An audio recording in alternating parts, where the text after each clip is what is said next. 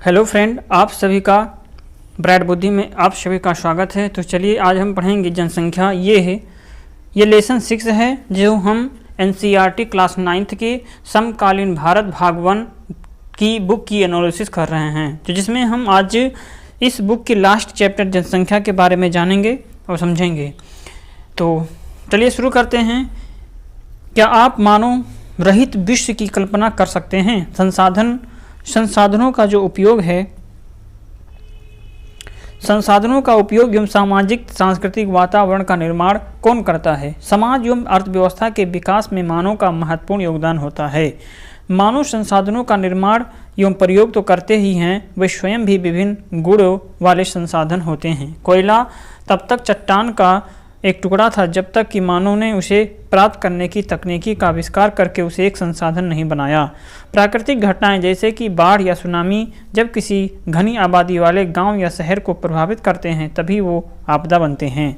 इसीलिए सामाजिक अध्ययन में जनसंख्या एक आधारित तत्व है। यह एक संदर्भ बिंदु है जिससे कि दूसरे तत्वों का अवलोकन किया जाता है तथा उसके अर्थ एवं महत्व ज्ञात किए जाते हैं। संसाधन, आपदा एवं विनाश का अर्थ केवल मानव के लिए ही महत्वपूर्ण है। उनकी संख्या, वितरण, वृद्धि, विशेषताएं या गुण पर्यावरण के सभी स्वरूपों को समझने तथा उनकी विवेचना करने के लिए मूल पृष्ठभूमि प्रदान करते हैं। मानव पृथ्वी के संसाधनों का उत्पादन एवं उपभोग करता है, इसीलिए ये जानना आवश्यक है कि एक देश में कितने लोग निवास करते हैं, वे कहाँ एवं कैसे रहते हैं, उनकी संख्याओं में वृद्धि क्यों हो रही है तथा उनकी कौन कौन सी विशेषताएं हैं। भारतीय जनगणना हमारे देश की जनसंख्या से संबंधित जानकारी हमें प्रदान करती है।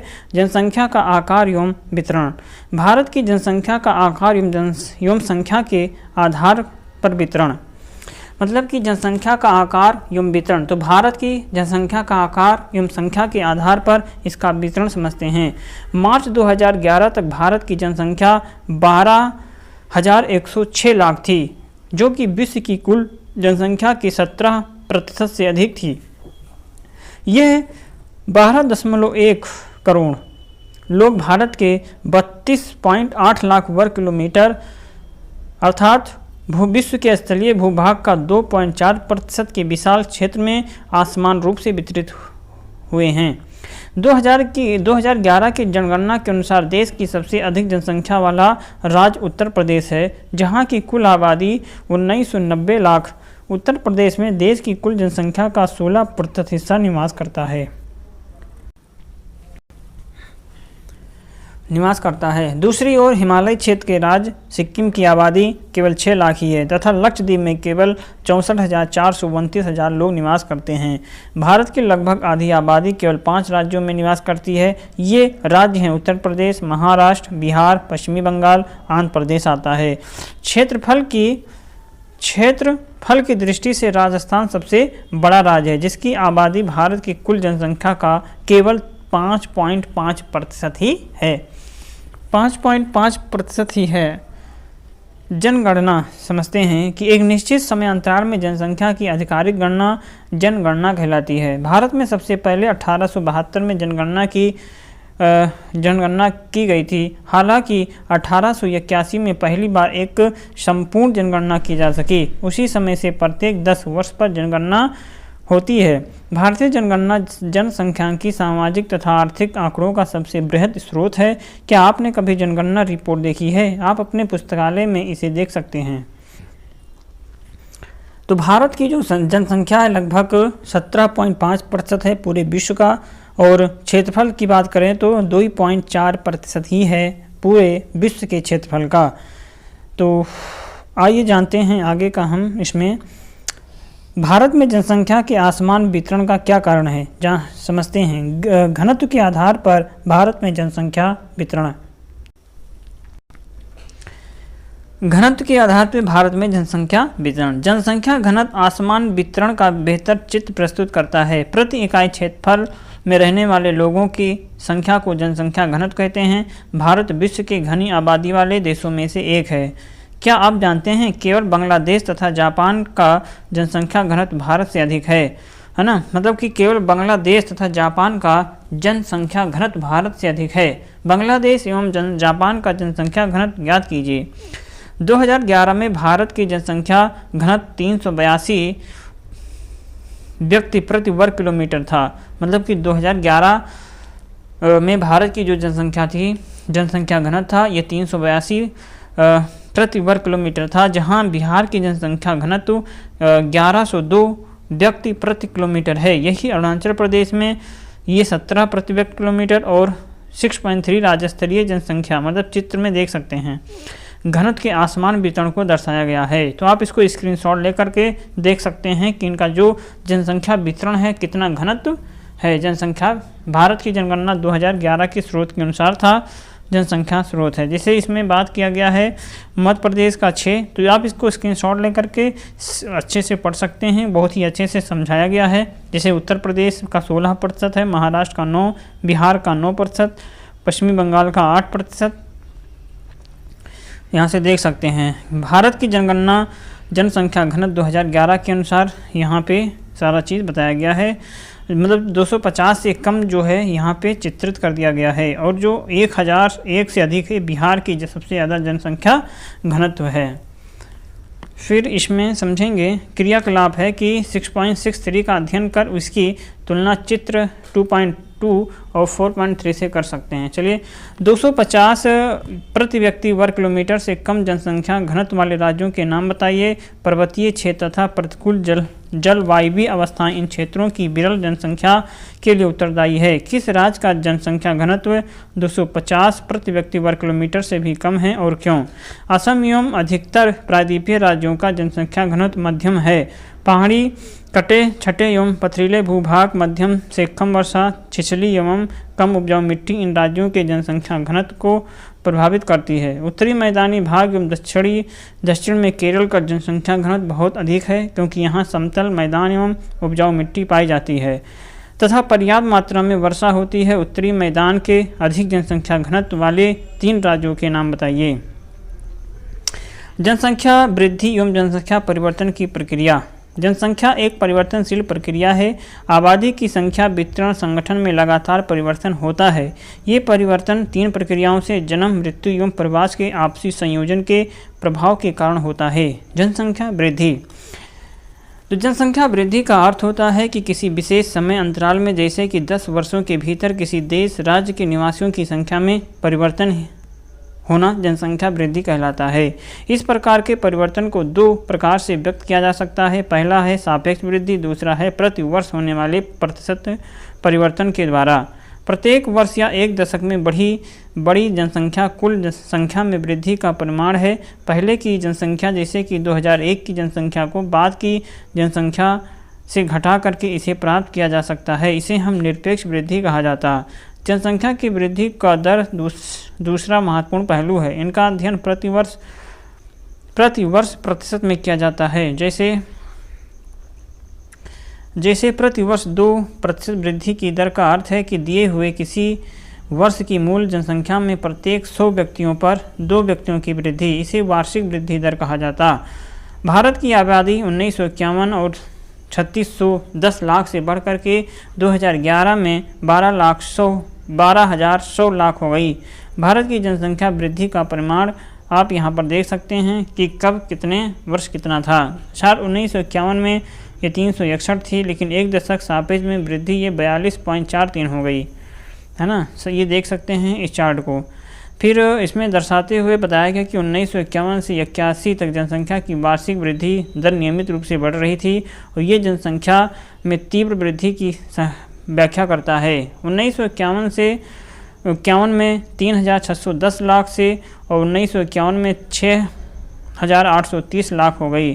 सारणी में पता चलता है कि वृद्धि दर में कमी के बावजूद प्रत्येक दशक लोगों की संख्या में नियमित रूप से वृद्धि हो रही है, किंतु 1981 में वृद्धि दर धीरे धीरे कम होने लगी। इस दौरान जन्म दर में तेज़ी से कमी आई। फिर भी केवल 1990 में कुल जनसंख्या में 1820 लाख की वृद्धि हुई। इतनी बड़ी वार्षिक वृद्धि इससे पहले कभी नहीं हुई। इस पर ध्यान देना आवश्यक है कि भारत की आबादी बहुत अधिक है। जब विशाल जनसंख्या में कम वार्षिक दर लगाया जाता है तब इसमें सापेक्ष वृद्धि दर अधिक होती है। 10 करोड़ जनसंख्या में न्यूनतम दर में भी वृद्धि होती है, तब भी जुड़ने वाले लोगों की कुल संख्या बहुत अधिक होती है। भारत की वर्तमान जनसंख्या में वार्षिक वृद्धि संसाधनों एवं पर्यावरण के संरक्षण को निष्क्रिय करने के लिए पर्याप्त है। वृद्धि दर में कमी जन्म दर नियंत्रण के लिए किए जा रहे प्रयासों की सफलता को प्रदर्शित करता है। इसके बावजूद जनसंख्या की वृद्धि जारी तथा 2023 में भारत चीन को पीछे छोड़ते हुए विश्व के सबसे अधिक आबादी वाला देश बन गया। जनसंख्या वृद्धि परिवर्तन की प्रक्रिया। जनसंख्या में होने वाले परिवर्तन की 3 मुख्य प्रक्रियाएं होती हैं, जैसे कि जन्म दर, मृत्यु दर, प्रवास। जन्म दर एवं मृत्यु दर के बीच का अंतर जनसंख्या की प्राकृतिक वृद्धि है। एक वर्ष में प्रति 1000 व्यक्तियों में जितने जीवित बच्चों का जन्म होता है उसे हम जन्म दर कहते हैं, और ये वृद्धि का एक प्रमुख घटक है, क्योंकि भारत में हमेशा जन्म दर मृत्यु दर से अधिक रहा। एक वर्ष में प्रति 1000 व्यक्तियों में मरने वालों की संख्या को मृत्यु दर कहा जाता है, और प्रत्येक दर में तेज गिरावट भारत की जनसंख्या में वृद्धि की दर का मुख्य कारण है। 1980 तक उच्च जन्म दर एवं मृत्यु दर में लगातार गिरावट के कारण जन्म दर तथा मृत्यु दर में काफ़ी बड़ा अंतर आ गया, और इसके कारण जनसंख्या वृद्धि दर अधिक हो गई। 1981 में धीरे धीरे जन्म दर में भी गिरावट आनी शुरू हो गई, जिसके परिणाम स्वरूप जनसंख्या वृद्धि दर में भी गिरावट आई। इस प्रकार के चलन का क्या कारण है? जनसंख्या वृद्धि का तीसरा घटक है प्रवास। लोगों का एक क्षेत्र से दूसरे क्षेत्र में चले जाने को प्रवास कहते हैं, और प्रवास आंतरिक जैसे कि देश के भीतर, और यह अंतर्राष्ट्रीय और देशों के बीच हो सकता है। आंतरिक प्रवास जनसंख्या के आधार पर कोई परिवर्तन नहीं लाता, लेकिन यह एक देश के भीतर जनसंख्या के वितरण को प्रभावित करता है। जनसंख्या वितरण एवं उसके घटकों को परिवर्तित करने में प्रवास की महत्वपूर्ण भूमिका होती है। क्रियाकलाप आप ये कर सकते हैं। भारत में अधिकतर प्रवास ग्रामीणों से शहरी क्षेत्रों की ओर होता है, क्योंकि ग्रामीण क्षेत्रों में अपकर्षण कारक प्रभावी होते हैं। ये ग्रामीण क्षेत्रों में गरीबी, बेरोजगारी की प्रतिकूल अवस्थाएं हैं तथा नगर का अभिकर्षण प्रभाव रोजगार में वृद्धि एवं अच्छे जीवन स्तर को दर्शाता है। प्रवास जनसंख्या परिवर्तन का एक महत्वपूर्ण घटक है। ये केवल जनसंख्या के आकार को ही प्रभावित नहीं करता, बल्कि उम्र एवं लिंग के दृष्टिकोण से नगरीय एवं ग्रामीण जनसंख्या की संरचना को भी परिवर्तित करता है। भारत में ग्रामीण नगरीय प्रवास के कारण शहरों तथा नगरों को जनसंख्या में नियमित वृद्धि हुई। 1951 में कुल जनसंख्या की 17.29% नगरीय जनसंख्या थी। 2011 में बढ़कर के 31.80% हो गई। एक दशक के भीतर 10 लाख से अधिक जनसंख्या वाले नगरों की संख्या 35 से बढ़कर 53 हो गई, और 2023 में ये 59 हो गया। किशोर जनसंख्या। भारत की जनसंख्या का सबसे महत्वपूर्ण लक्षण इसके किशोर जनसंख्या का आकार है। ये भारत की कुल जनसंख्या का 5वां है। किशोर प्रायः 10 से 19 वर्ष की आयु के वर्ग के होते हैं। ये भविष्य के सबसे महत्वपूर्ण मानव संसाधन हैं। किशोरों के लिए पोषक तत्वों की आवश्यकताएं वयस्कों से अधिक होती है। कुपोषण से इनका स्वास्थ्य खराब तथा विकास अवरोधित हो सकता है। परंतु भारत में किशोरों को पर्याप्त भोजन में पोषक तत्व अपर्याप्त होते हैं। बहुत सी किशोर बालिकाएं रक्तहीनता से प्रभावित या रक्तहीनता से पीड़ित रहती हैं। विकास की प्रक्रिया में इनकी समस्याओं पर पर्याप्त ध्यान नहीं दिया गया। किशोर बालिकाओं को अपनी समस्याओं के प्रति संवेदनशील बनाना चाहिए। शिक्षा के प्रसार तथा इसमें सुधार के द्वारा उनमें इन समस्याओं के प्रति जागरूकता बढ़ाई जा सकती है। राष्ट्रीय शिक्षा नीति।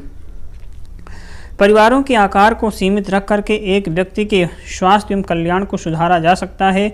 इस तथ्य को ध्यान में रखते हुए भारत सरकार ने 1952 में एक व्यापक परिवार नियोजन कार्यक्रम को प्रारंभ किया। परिवार कल्याण कार्यक्रम जिम्मेदार सुनियोजित और पितृत्व को बढ़ावा देने के लिए कार्यरत है। राष्ट्रीय जनसंख्या नीति 2000 कई वर्षों के नियोजित प्रयासों का ये परिणाम है।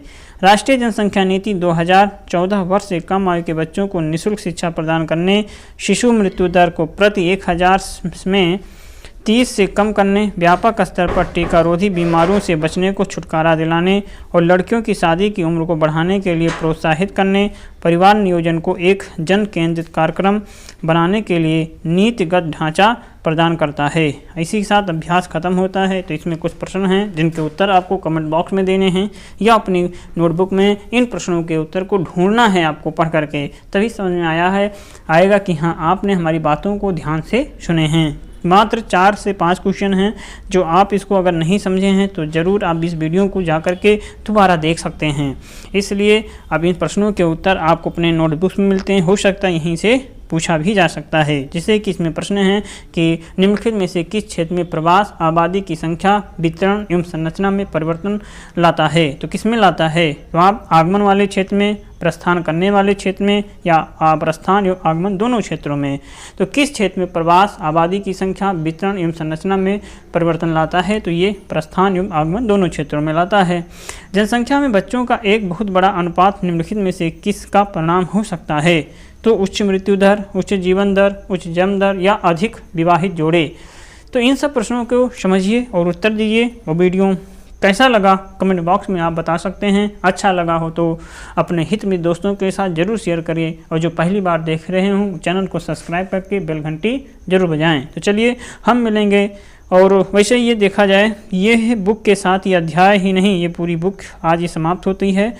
तो हम एक नए बुक के साथ क्लास 9th की, है ना, तो हम क्लास 9th के किसी एक नए बुक के साथ मिलेंगे। अभी तक हम क्लास 9th के समकालीन भारत भाग 1 की बुक की एनालिसिस कर रहे थे। अब हम एक नए बुक के साथ मिलेंगे। तब तक आप इसे पढ़ते रहें, मस्त रहें। नमस्कार।